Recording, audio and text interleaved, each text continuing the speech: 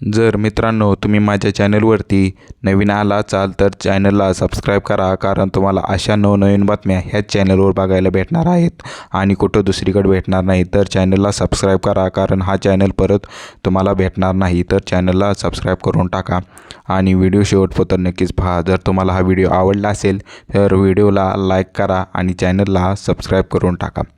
पुणे शहरामध्ये मॅडम दुसऱ्याशी बोलू नका, शिक्षिकेला प्रपोज आणि मैत्रिणीला वॉशरूममध्येच.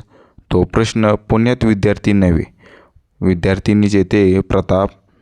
तुम्ही दुसऱ्या कोणाशीही बोललेले मला खपत नाही, अशा शब्दात विद्यार्थिनीने शिक्षिकेवर मानसिक दबाव निर्माण केला होता.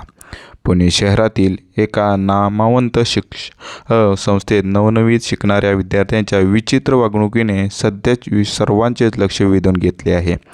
आपल्या शिक्षिकेच्या प्रेमात पडल्याचा दावा करत या अल्पवयीन मुलीने त्यांना अश्लील मेसेज पाठवले. स्वतःला इजा करून घेणे आणि आत्महत्येची धमकी देण्यापर्यंत मजल मारल्याने शाळेत तणावाचे वातावरण निर्माण झाले होते.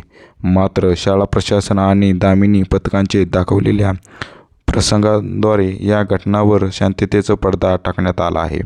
मिळालेल्या माहितीनुसार संबंधित विद्यार्थ्यांनी आपल्या शिक्षिकेच्या मोबाईलवर सतत आय लव्ह यू असे संदेश पाठवत होती.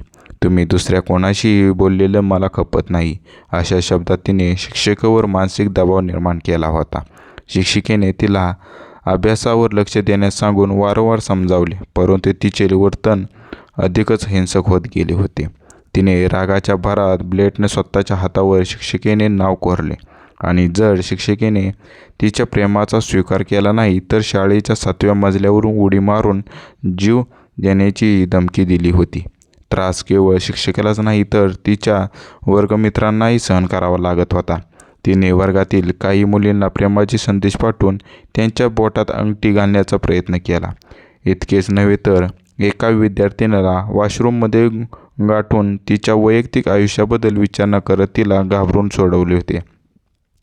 वर्गात लक्ष न देता शिक्षिकेला एकटक पाहत राहणे आणि तासनतास इकडं तिकडं फिरत बसणे, अशा तिच्या वागणुकीमुळे तक्रारीचे सत्र वाढले होते. पुण्यातील या प्रकरणाचे गांभीर्य ओळखून शाळा प्रशासनाने तातडीने दामिनी मार्शलच्या पथकाला पाचारण केले. पोलिसांनी कोणताही कायदेशीर कठोर कारवाई न करता अत्यंत संवेदनशीलपणे या मुलीला हाताळले. तज्ज्ञांच्या मदतीने तिने मानसिकशास्त्रीय समुपदेशन करण्यात आले होते. मुलाच्या मनात निर्माण होणारे आकर्षण आणि भावनिक गोंधळ यातून हा प्रकार घडल्याचे समोर आले आहे.